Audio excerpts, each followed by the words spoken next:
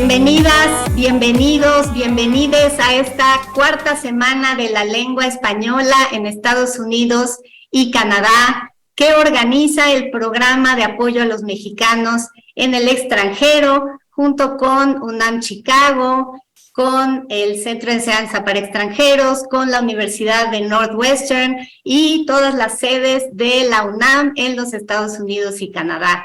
Estamos muy emocionados de comenzar este significativo evento y le daremos la palabra a el doctor Guillermo Pulido González, quien nos dará las palabras de bienvenida. Él es el director de UNAM Chicago. Adelante, doctor Pulido. Muchas gracias, doctora Erdely. Estimadas y estimados colegas, muy buenas tardes tengan todos y todas ustedes. Con gran gusto les damos la bienvenida a un evento académico que ya podríamos llamar icónico por su temática, por la calidad de sus ponentes y porque nos acerca y nos ayuda a entender uno de los fenómenos no solo lingüísticos, sino sociológicos, culturales y políticos más trascendentes del mundo actual: el uso del español en dos de los países con número creciente de hablantes de nuestro idioma, Estados Unidos y Canadá.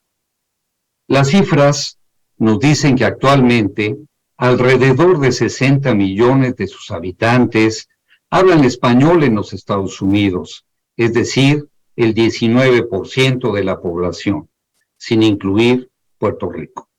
Mientras que en Canadá, aunque sin cifras precisas, se sabe que el fenómeno migratorio ha convertido a nuestra lengua en un caso digno de estudio.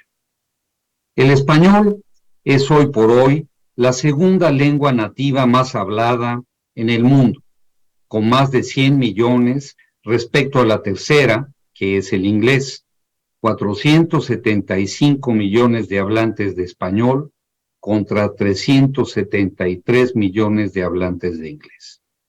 En este contexto, la UNAM y sus sedes en el extranjero se han preocupado por organizar este tipo de foros que nos ayudan a entender mejor nuestra lengua como fenómeno global y su valor en diversos contextos, como en esta ocasión, en el que analizamos su impacto desde la perspectiva de las ciencias y las humanidades. Durante esta semana, los temas de las 10 conferencias y mesas de análisis serán expuestos por especialistas de primer nivel que nos permitirán adentrarnos en temas como el papel del español en la divulgación de las ciencias, en la enseñanza, en las humanidades en este siglo, en la era digital, en los retos globales, en la difusión de la cultura mexicana o como generador de identidades, entre otros. La UNAM Chicago, organizadora en esta ocasión de esta cuarta semana de la lengua española, que tiene entre sus funciones la difusión, la enseñanza de nuestro idioma entre la población, no solo nativa, sino también para aquellos hablantes de herencia o para quienes usan el español como herramienta de trabajo. Por supuesto, este tipo de eventos no pueden ser organizados por una sola instancia. Es fruto de un intenso trabajo colaborativo entre el Centro de Enseñanza para Extranjeros, el Programa de Apoyo a los Mexicanos en el Extranjero, de donde esta iniciativa proviene, las sedes de la UNAM en los Estados Unidos y Canadá, así como la muy valiosa participación de la Northwestern University como institución invitada.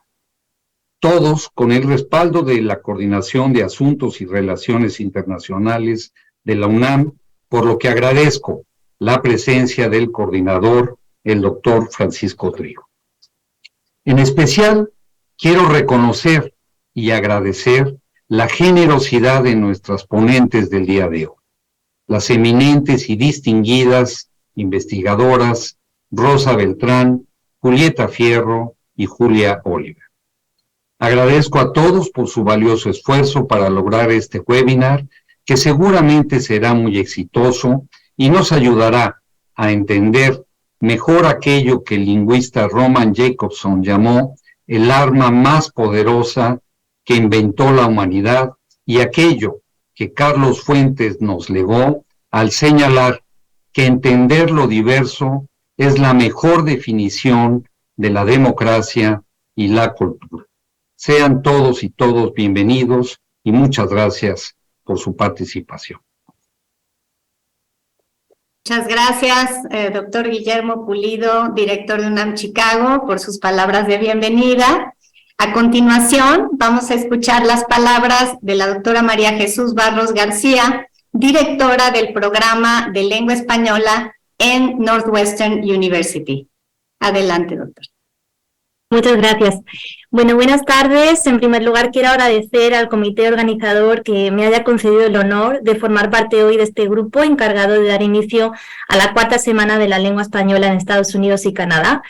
Como saben, el tema principal de esta cuarta edición es el valor del español en las ciencias y en las humanidades, y si han podido ver el programa del Congreso, habrán visto la diversidad de ponencias que nos esperan a lo largo de la semana.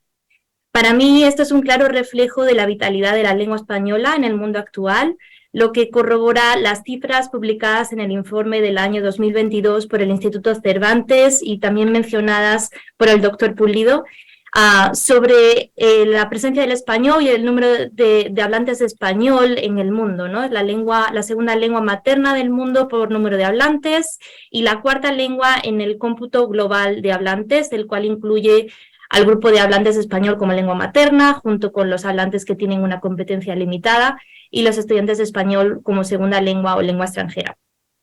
Y en este informe también se pronostica que el número de hablantes de español seguirá creciendo en las próximas 5 décadas, aunque su peso relativo parece que disminuirá de manera progresiva de aquí a finales del siglo XXI. Así que si actualmente hay un 7,5% de la población mundial que puede comunicarse en español, en 2100 se estima que será solamente un 6,3%.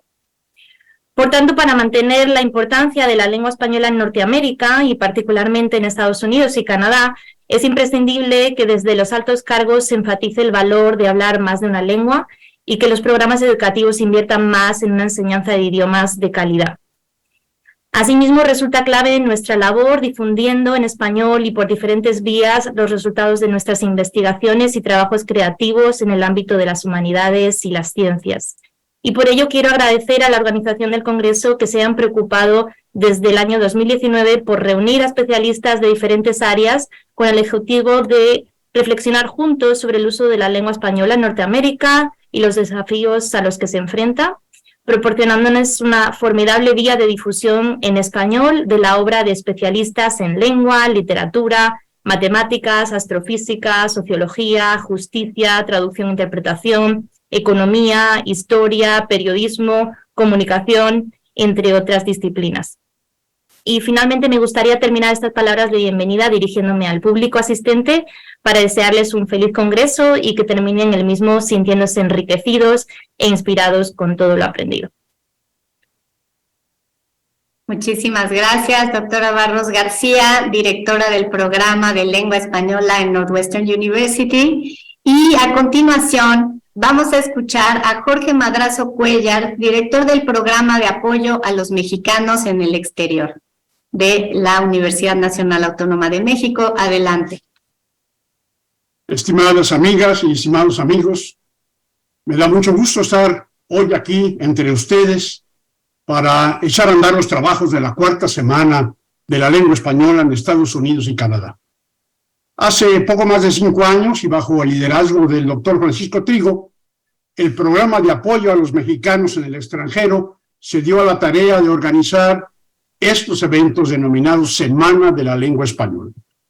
Empezamos a trabajar con la Universidad de Washington, con el Departamento de Español y Portugués de esa universidad, y después se sumaron el Instituto Cervantes, el Ministerio de Educación de España, los cónsules de España en distintas ciudades, desde luego nuestro CEPE, que ha estado presente incluso en los eventos prepandémicos, y bueno, hemos logrado sobrevivir a esta pandemia terrible. Lo pudimos hacer durante la pandemia y me da mucho gusto que ahora lo podamos hacer post-pandémicamente. Dicen varios demógrafos yo no soy demógrafo, soy abogado, pero déjeme decir que he escuchado a varios demógrafos decir que en el año 2045, que históricamente está a la vuelta de la esquina, el grupo demográfico mayoritario en los Estados Unidos será el grupo hispano-latino. Y nuestro deseo es que lo que nos una como hispanos y latinos en el 2045 sea el idioma que hablamos, sea el idioma español. Y para eso hay que defender el idioma, hay que promoverlo, hay que trabajarlo todos los días. Un español que se hable a la hora de la comida, que se hable cuando oramos, que se hable en las escuelas, que los niños se sientan orgullosos de hablar el español. Y eso implica mucho trabajo. Por eso es que estamos aquí. Mi agradecimiento muy sincero a todos los amigos de UNAM Chicago, empezando por su director, lo mismo que a Erika y a Heréndira, que han trabajado intensamente. A Northwestern University es un gran honor que ustedes hospeden esta cuarta semana. Y a todos ustedes les deseo el mayor de los éxitos. Los estaré acompañando constantemente. Muchas gracias. Muchísimas gracias a Jorge Madrazo Cuéllar, director del Programa de Apoyo a los Mexicanos en el Extranjero de la UNAM. Y a continuación vamos a escuchar al doctor Alberto Vital Díaz, director del Centro de Enseñanza para Extranjeros de la UNAM. Adelante, doctor.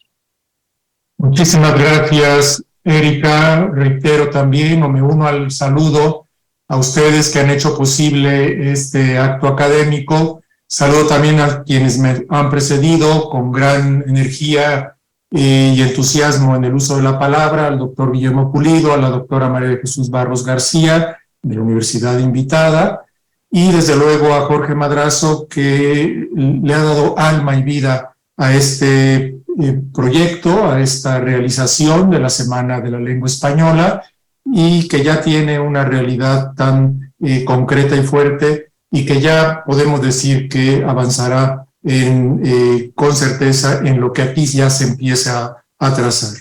Les hago entonces una gran felicitación, saludo a las autoridades también, al doctor Francisco Trigo, y desde luego un saludo muy cordial a la doctora Rosa Beltrán, con la gran trayectoria que ha desarrollado, y desde luego a la doctora Julieta Fierro. Me uno también a la felicitación por la distinción que acaba de recibir, es un gusto enorme, y bien lo ha dicho Jorge Madrazo, hemos sobrevivido a la pandemia y ahora estamos en una nueva etapa y continuamos con un gran esfuerzo. Para el Centro de Enseñanza para Extranjeros es una enorme alegría que participemos y que en esta cuarta semana volvamos a hacerlo. Es una demostración del extraordinario trabajo de investigación que se realiza en nuestra institución en general, en nuestra universidad y concretamente en nuestra entidad en el centro. Saludo desde luego también a la doctora Julia Oliver, que va a estar aquí presente y la vamos a escuchar con muchísimo interés. Y permítanme terminar mi breve intervención citando a dos grandes escritoras de la lengua española, que han cruzado, digamos, que han vivido en los dos extremos de la América Latina y han dado cuenta, gracias a su extraordinario uso de la lengua, de la enorme importancia del idioma y de nuestro idioma. Alejandra Pizarnik, 1936-1972, nos dice: ahora sé que siempre haré poemas y sé que extraño que seré la más grande poeta en lengua española. Esto que me digo es locura, pero también es promesa. Con eso nos está diciendo la grandísima poeta Alejandra Pizarnik, que va a llevar a la lengua española a su máxima expresión, a sus límites. Y en México, cómo no citar a Rosario Castellanos, quien entre otros grandísimos textos nos ha dejado un soneto del emigrado, que es muy adecuado al momento que estamos viviendo. Solamente voy a leer los últimos tercetos por razones de tiempo, por los tercetos, pero les hago una invitación a que lean completo este soneto muy adecuado justamente a una característica de la lengua española, que es su enorme movilidad. Nos dice Rosario Castellanos: emigrado, la selva de los mayas te dio su sombra grande y generosa, cuando buscaste arrimo ante sus playas. y al llegar a la mesa del consejo nos diste el sabor noble de tu prosa, de sal latina y óleo y vino añejo. Muchas gracias por su atención. Muchísimas gracias, doctor Alberto Vital Díaz, director del Centro de Enseñanza para Extranjeros, por esas inspiradoras palabras.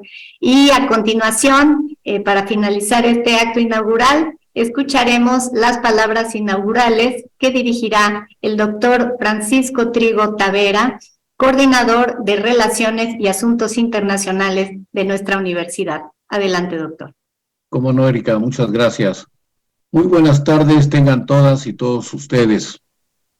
El evento que nos reúne el día de hoy se enmarca en el programa de internacionalización previsto en el Plan de Desarrollo Institucional de nuestra universidad, en el que se establece promover y extender la enseñanza de la lengua española y la cultura mexicana en el ámbito internacional, utilizando tecnologías de la información y la comunicación. Este encuentro pone de manifiesto la relación que se ha cultivado entre las 6 sedes de la UNAM en América del Norte, el Centro de Enseñanza para Extranjeros y las universidades e instituciones de Estados Unidos interesadas en promover igualmente el uso y la investigación en lengua española y su impacto en el desarrollo social, científico, artístico y económico de la región. Desde la Coordinación de Relaciones y Asuntos Internacionales, me congratulo de participar en este evento que forma parte de los proyectos prioritarios del rector en este 2023, por su contenido y amplio alcance. Extendemos nuestro agradecimiento a los profesores e investigadores que integran el programa, particularmente hoy, Día del Maestro en México. En cuanto a la organización, reconocemos los esfuerzos de la UNAM Chicago, el Programa de Apoyo a los Mexicanos en el Extranjero, el Centro de Enseñanza para Extranjeros y particularmente la Universidad de Northwestern, que se sumó como universidad invitada en esta ocasión. Asimismo, agradecemos al comité organizador, conformado por Erika Erdely, Heréndira Sánchez, Lourdes Durán, Julia Oliver Rayán, Caroline Egan, Jorge Madrazo, Luis Miguel Samperio, Alejandra Silva y también a todos los técnicos y diseñadores que hacen posible este evento. Así, hoy, 15 de mayo del 2023, declaro formalmente inaugurada la 4ª Semana de la Lengua Española en los Estados Unidos y Canadá, intitulada El Español en las Ciencias y las Humanidades. Finalmente, reitero mi felicitación a los organizadores de este importante evento y les deseo el mayor de los éxitos a todos. Muchas gracias. Muchísimas gracias, doctor Francisco Trigo Tavera, coordinador de Relaciones y Asuntos Internacionales de la UNAM. Y bueno, pues iniciamos sin mayor dilación. Vamos a empezar con una espléndida conferencia inaugural que tiene como título El español dentro y fuera de los Estados Unidos.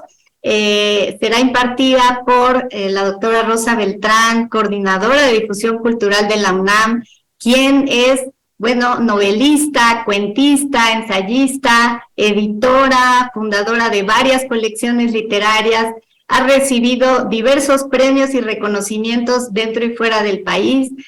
Su trabajo como gestora cultural en varios medios de prensa, televisión, radio, ha organizado ciclos, encuentros literarios y ferias a lo largo de más de 15 años, así que es un enorme privilegio tenerla, doctora. Muchísimas gracias por estar aquí y adelante con su conferencia.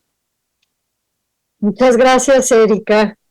El honor es mío. Muchas gracias a quienes organizan este importante evento, importantísimo además, porque habla de la lengua española fuera de los países hispanohablantes, en particular en Estados Unidos. Muchas gracias, doctor Guillermo Pulido, doctor Trigo, Francisco Trigo, y a todos quienes están aquí, doctor Alberto Vital. Con mucho gusto, comienzo entonces. Where are you from? Cuando llegué a Estados Unidos en 1988 a estudiar literatura comparada en UCLA con una beca Fulbright, esta era la pregunta continua que se me hacía. Responderla implicaba una serie de justificaciones. Sí, soy de México, soy mexicana, pero no soy, añadan ustedes lo que quieran, no soy narcotraficante, no soy holgazana, no soy... I'm not a bad guy, aunque todavía no entraba esto, bad guy. Es decir, era una pregunta retórica para suscitar una serie de respuestas retóricas. Preguntarte de dónde eres generalmente implica esto. Y después escuchar la respuesta final. Oh, but you don't look like Mexican, but you really sound like Mexican. Claro que sueno mexicana, sueno mexicanísima. Mi hija Cassandra, que entonces tenía 6 años, lloraba amargas lágrimas porque tenía que aprender otra lengua. No entendía por qué había caído en un país donde solo le hablaban en esa lengua nueva, en la que no podía expresar sentimientos familiares. Nos decía a su papá y a mí, se me va a olvidar el himno nacional. Todas las mañanas, a la hora del desayuno, cantábamos Mexicanos al grito de guerra. Y sufríamos con ella la culpa de haberla obligado a aprender el mundo de nuevo, hasta que aprendió inglés. Nunca dejó de hablar español. Esta es una de sus máximas riquezas.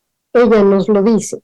Es absolutamente bilingüe, a tal grado que en un momento específico de la adolescencia, sus emociones y sentimientos nos introducía en inglés. Mom, I want to talk to you. Pero enseguida hablaba en español. ¿Qué es la lengua materna? ¿Qué perdemos cuando perdemos la lengua materna? La gran escritora italiana Natalia Ginzburg, una de las pioneras de lo que hoy se llama autoficción, cuyas obras, en particular Léxico familiar, son consideradas clásicas, habla de la experiencia de la Segunda Guerra y los campos de exterminio desde la vida doméstica, y de cómo una experiencia como la guerra era inseparable del léxico familiar en que ella y su familia la viven. Es decir, que una lengua es mucho más que una práctica lingüística y una forma de comunicar lo necesario y lo inmediato. Es la manera en que entendemos el mundo, y nuestros sentimientos están indiscerniblemente enraizados en la lengua con la que primero nos maternaron. Y los matices dialectales son mucho más que simples marcas de lenguaje. Son caminos afectivos por donde transcurrimos. Son sitios emocionales que habitamos. En México, por ejemplo, no solo mostramos afecto con caricias físicas, sino que nos apapachamos. No nos sentimos menos, sino que nos achicopalamos. A veces tan menos que nos ninguneamos. Y hablamos en diminutivo para mostrar afecto, que como sabemos es también una forma expresiva que viene del náhuatl. Decimos una sopita, una tacita, está ahí sentadita, por favorcito. La vida privada sigue siendo el espacio donde se habla sobre todo la lengua materna. Aunque podríamos decir que los espacios de la vida privada van siendo cada vez menos, en Estados Unidos, en los hogares, el 62% habla español en sus casas, por encima del chino, el vietnamita y el árabe. A diferencia de la población asiático-americana, que integra el inglés como primera lengua en su familia en la vida cotidiana, según las estadísticas, los hispanos, aún los nacidos en Estados Unidos, frecuentemente hablan en español y en muchos casos lo conservan más allá de 2 generaciones. En Estados Unidos, el español avanza y no se detiene. Actualmente leemos que es el segundo lugar donde se habla español, que el español en Estados Unidos es el que menos reconocimiento académico tiene porque no se considera un español normativo, que muy frecuentemente hay un juego entre 2 lenguas de una a otra que se llama Spanglish y que hay una literatura que la alimenta, que en muchos casos la expresión de en el día a día Comprende traducciones literales, como por ejemplo, te llamo para atrás por I'll call you back. Y otras aún más ingeniosas, para quienes pensamos que la lengua es un animal libérrimo y se mueve como quiere. Como por ejemplo, traigo las medicinas de la droguería. O voy a la marqueta y te compro tus groserías. ¿Tuviste problemas para llegar? No, tuve problemas para parquear. Para los puristas que se asustan de estas modificaciones, basta con recordar que en la Academia Mexicana de la Lengua se acaba de publicar el extraordinario diccionario de mexicanismos, del que se desprenden usos que son típicos en el español que se habla en México, pero no solo, también aquellos que se han adaptado y adoptado en otros países de América Latina. Estas entradas hablan no solo de un uso dialectal, sino de una idiosincrasia, de una forma de ser en la que el ingenio tiene un lugar preponderante.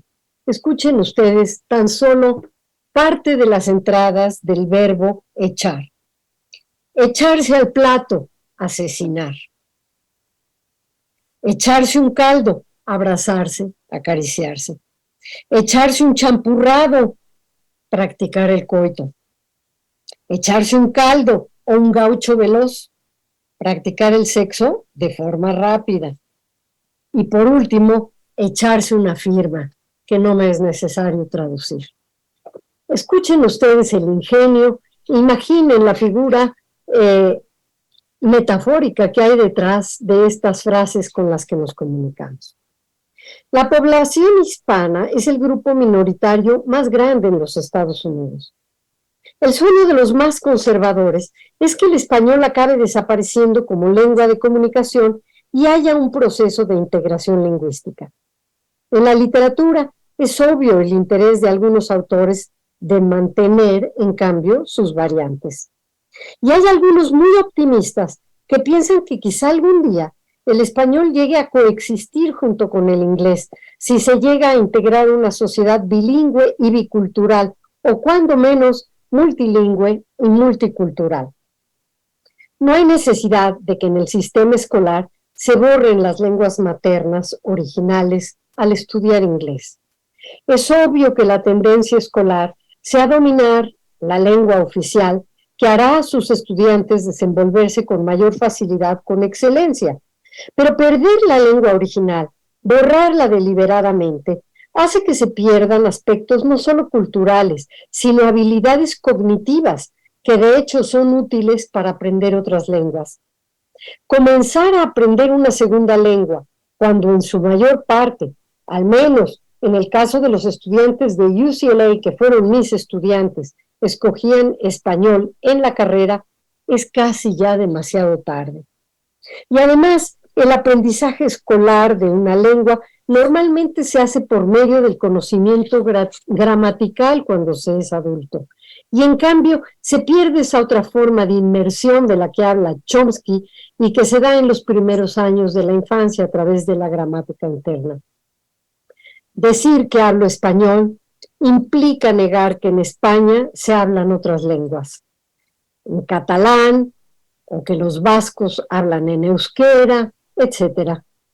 Hablar en castellano implicaría también hacer una precisión. ¿Castellano de qué Castilla? ¿Y castellano de cuándo? Si no lo digo, implicaría que este no se ha transformado, que no es distinto el que se habla en Madrid, en Argentina, que en Colombia o en México, y bastaría con leer el Quijote para darnos cuenta de cuánto se ha transformado el castellano a través de los siglos.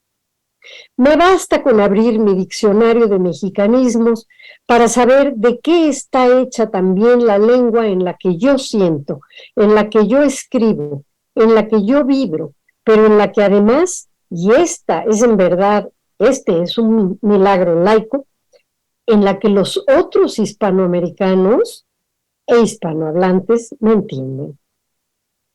Hay quienes piensan que el futuro del español en Estados Unidos depende mucho de la economía de los hispanos, de la posición social que ocupen y de la percepción que se tenga de los hispanohablantes como portadores de unas características y una cultura que valen la pena. Si los hispanos llegan a consolidar su prestigio social, dicen, el español se verá favorecido. La integración casi siempre tiene que ver con el peso socioeconómico y no solo con el demográfico, opinan.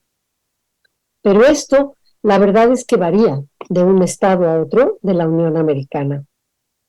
¿Cuántos en Estados Unidos hablan en español en casa? En Chicago, el 26%. En Nueva York, el 27%. En Los Ángeles, el 46.5%. Y en Miami, el 66%. Es interesante notar que en Florida el español ha alcanzado un prestigio creciente y que por lo tanto se ha expandido como para hacer la lengua usual en muchos entornos privilegiados como los negocios, niveles elitistas de la cultura y política, como nos dice Humberto López Morales.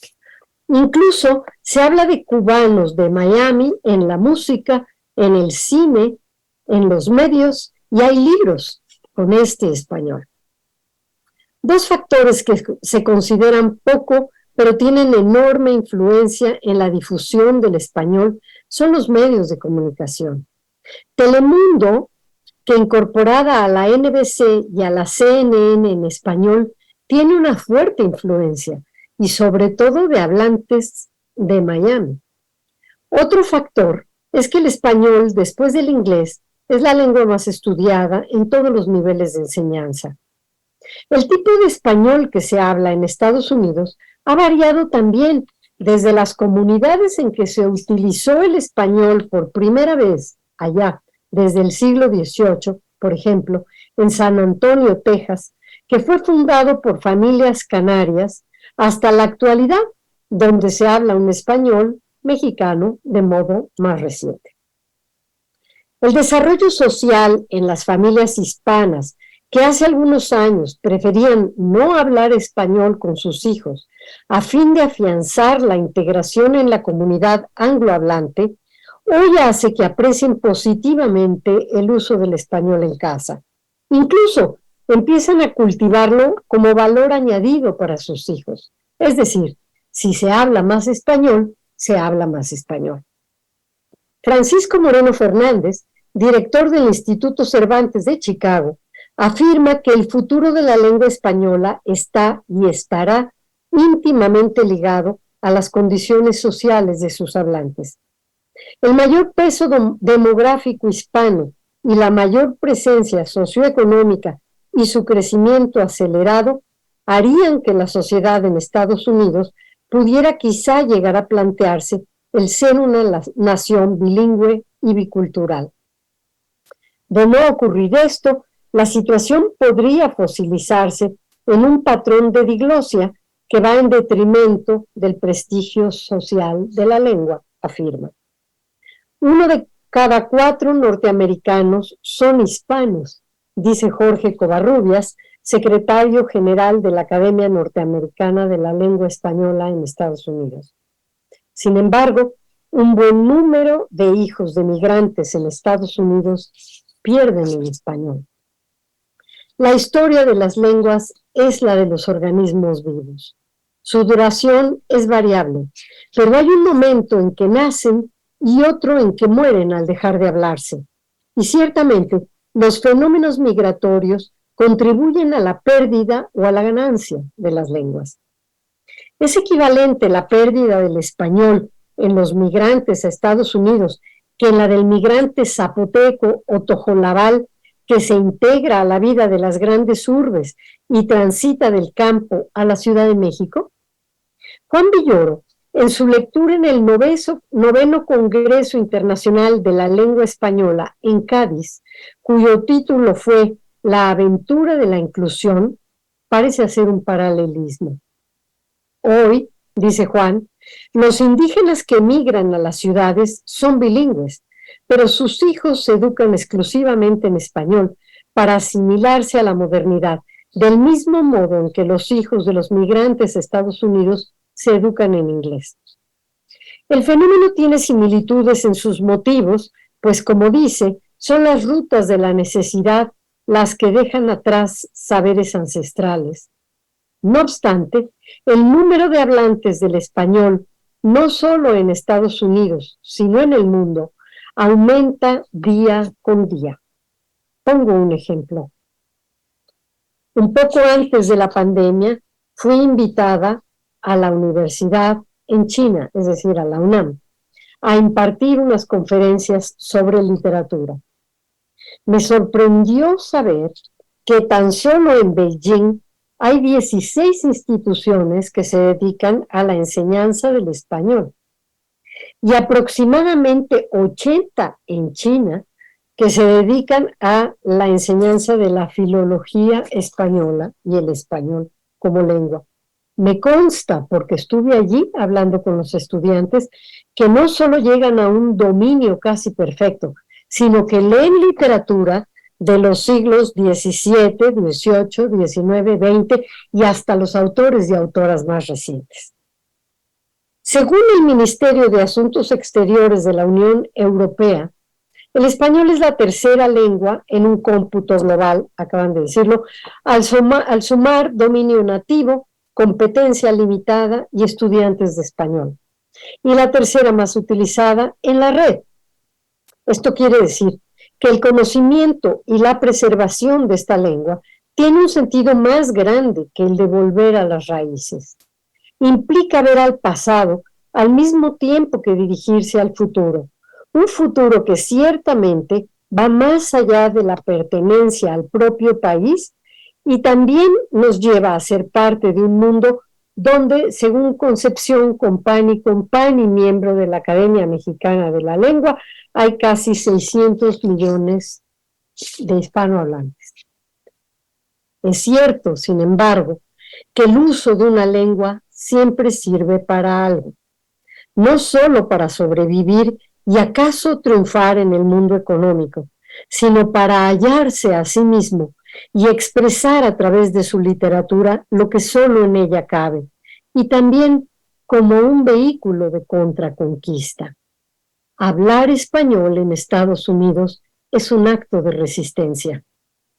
Los autores del boom, un boom que llamaré expandido y que va desde sus precursores en la incorporación del habla y cosmovisión prehispánica, es decir, desde José María Arguedas a Juan Rulfo, desde Rosario Castellanos a Lezama Lima, desde Elena Garro a Carlos Fuentes y hasta Julio Cortázar y Guillermo Cabrera Infante y autores y autoras posteriores al boom, revaloraron la incorporación del pasado en usos y formas barrocas de entender no solo el español, sino el mundo, que es otro español distinto que el castellano de España.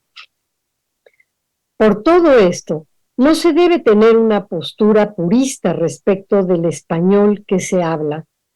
Buscar la norma culta está bien, hay que conocerla, pero sobre todo hay que saber que el lenguaje es este organismo móvil que tiene vida propia y que su misión, la misión de los hispanohablantes, es darse a entender con los otros y expresar las emociones más profundas y complejas del ser.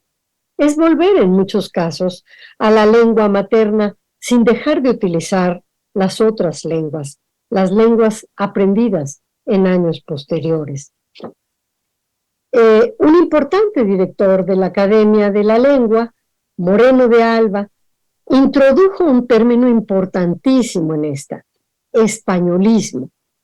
Esto fue un golpe letal para quienes piensan que el español normativo, es decir, el que se debe hablar, es el que nació en España, ¿no?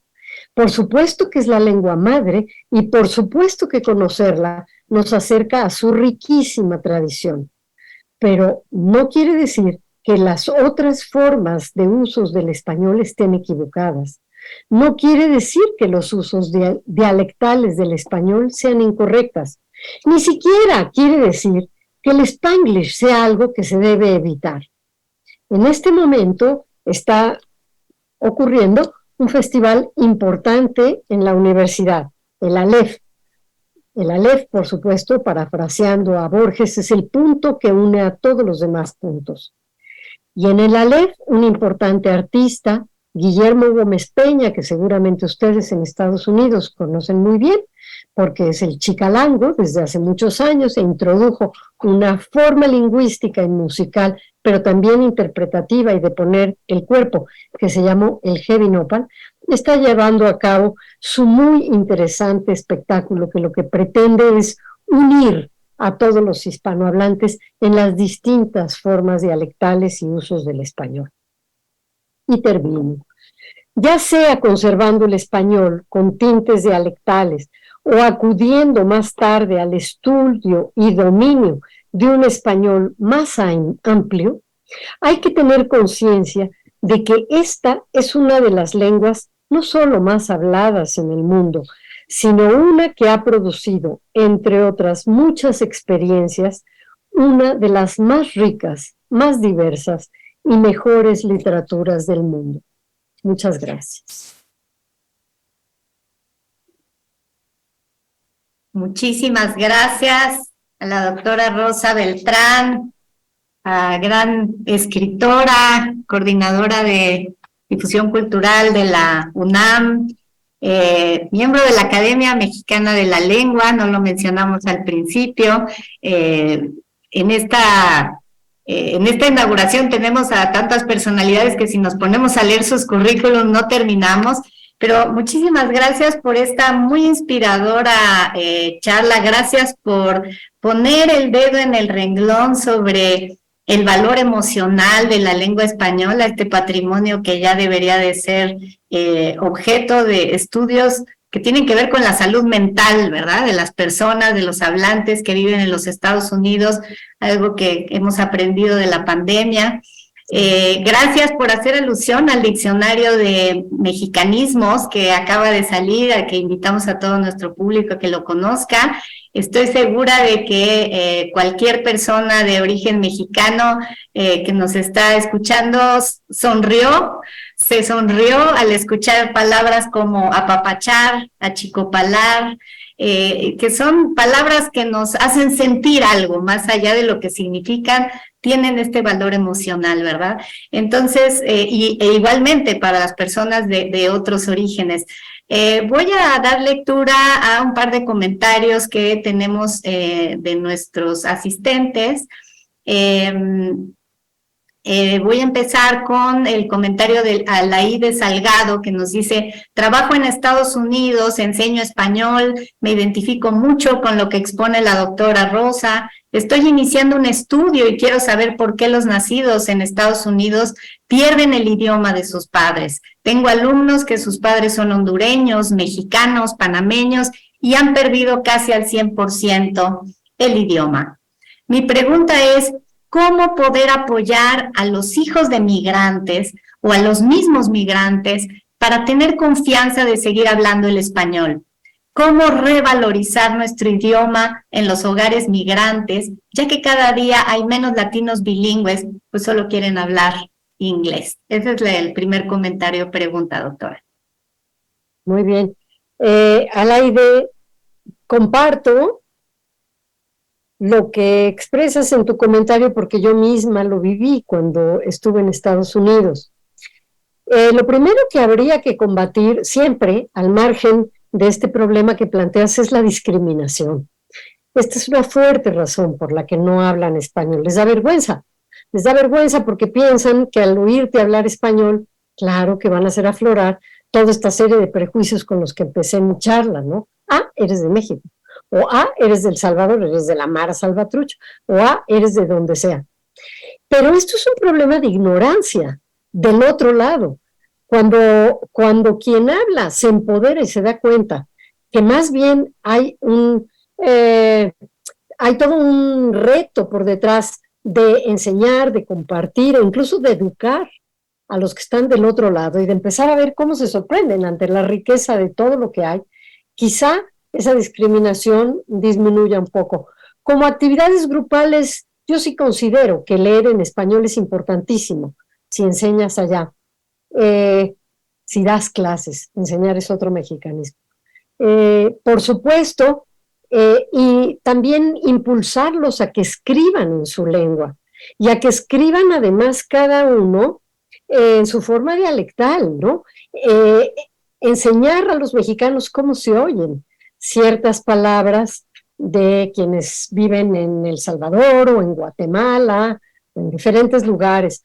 Hay un escritor importantísimo, Sergio Ramírez, que como sabemos ha sido expulsado de su país, junto con otros escritores, Gioconda Belli y otros más, a quienes les han negado la nacionalidad, como si la nacionalidad fuera algo que otorgara un gobierno. Este escritor tiene dos eventos importantísimos. Se llaman Centroamérica Cuenta. Me encanta el título que le puso porque significa en dos distintos sentidos. Por un lado, que Centroamérica cuenta, vale la pena, ¿no? Tiene un lugar en el globo terrestre, pero también que Centroamérica escribe cuentos, porque junto con el encuentro que tiene cada año, que desde luego ya no se puede llevar a cabo ahora en Nicaragua, sino que se va cambiando de países, tiene una revista que lanza un concurso en español. Ahora nosotros en la UNAM vamos a coeditar con ellos un libro que tiene los mejores cuentos. Y es súper interesante leer los distintos cuentos de los compañeros centroamericanos, porque es la misma lengua, la entendemos, pero a la vez no lo es. A la vez tiene estas variantes dialectales deliciosas, ¿no? Entonces yo sí apoyaría la idea, además de leer, de que se hiciera este ejercicio de narrar la propia historia. Esa no la puede conocer ni siquiera el algoritmo. Es algo que no peligra con la inteligencia artificial. Esa solo la conoce cada uno. Y al contar tu historia, la estás contando también en el español que tú hablas. No sé, son ideas. Es un esfuerzo grande el que hay que hacer. Muchísimas gracias, doctora. Sí, todos los esfuerzos suman desde todas las trincheras, ¿verdad? Universidades, escuelas públicas, todos podemos sumar a este esfuerzo. Un par de comentarios más y una pregunta.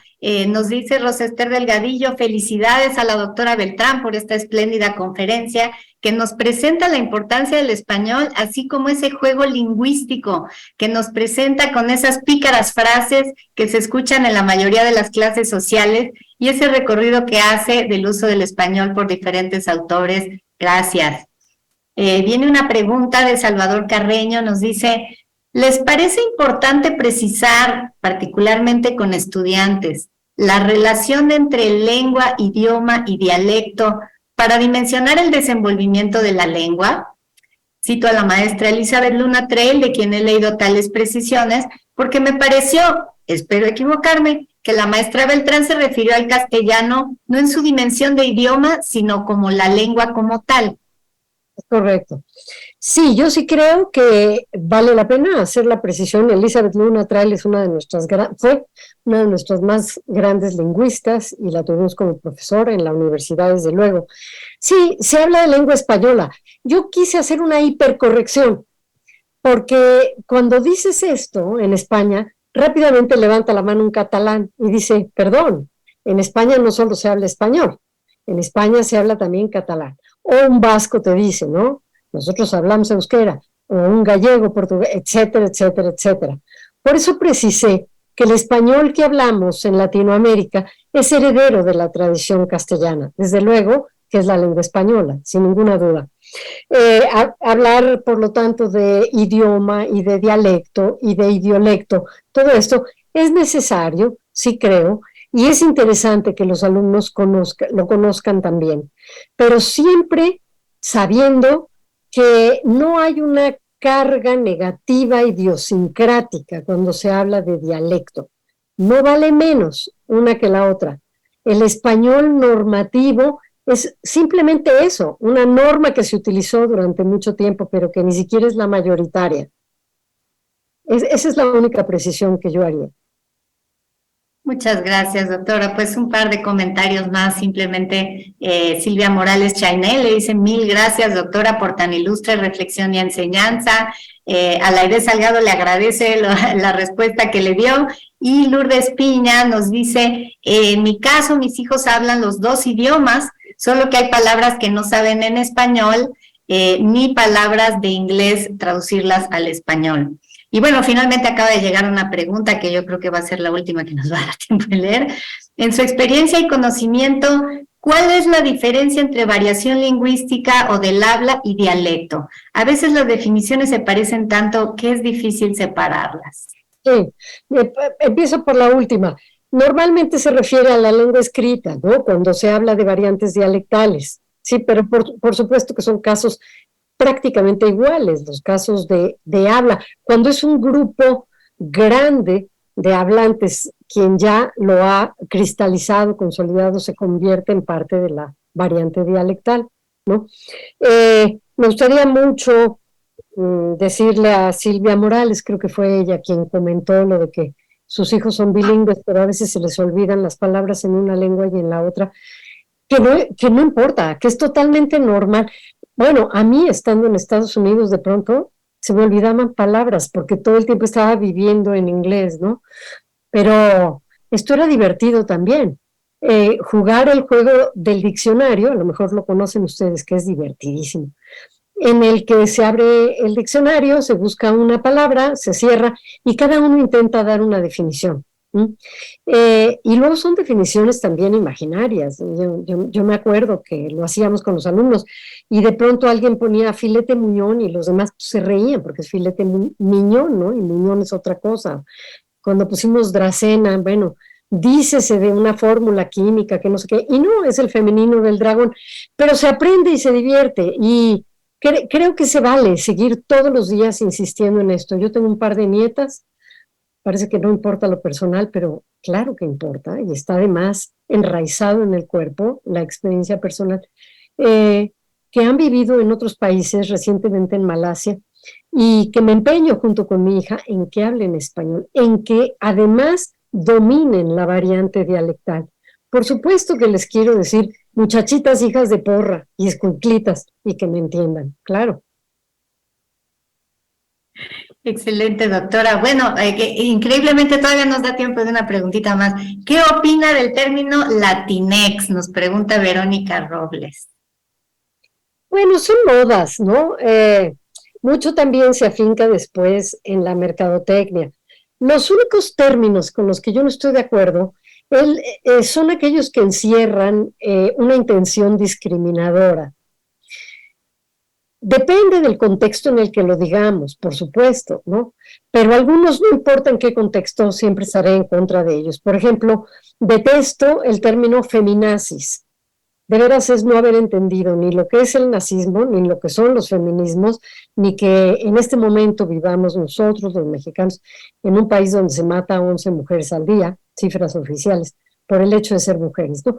Pero ese otro no me importa, se usa mucho también para definir en los espectáculos a cierto tipo de música y seguramente va a pasar de moda, no ha entrado todavía al diccionario, que yo sepa, pero bueno, tomo nota para proponerlo. Muchas gracias, muchísimas gracias, doctora. Y bueno, pues con esto vamos a dar fin a esta primera conferencia. Y bueno, muchísimas gracias, doctora Beltrán, por esta maravillosa exposición.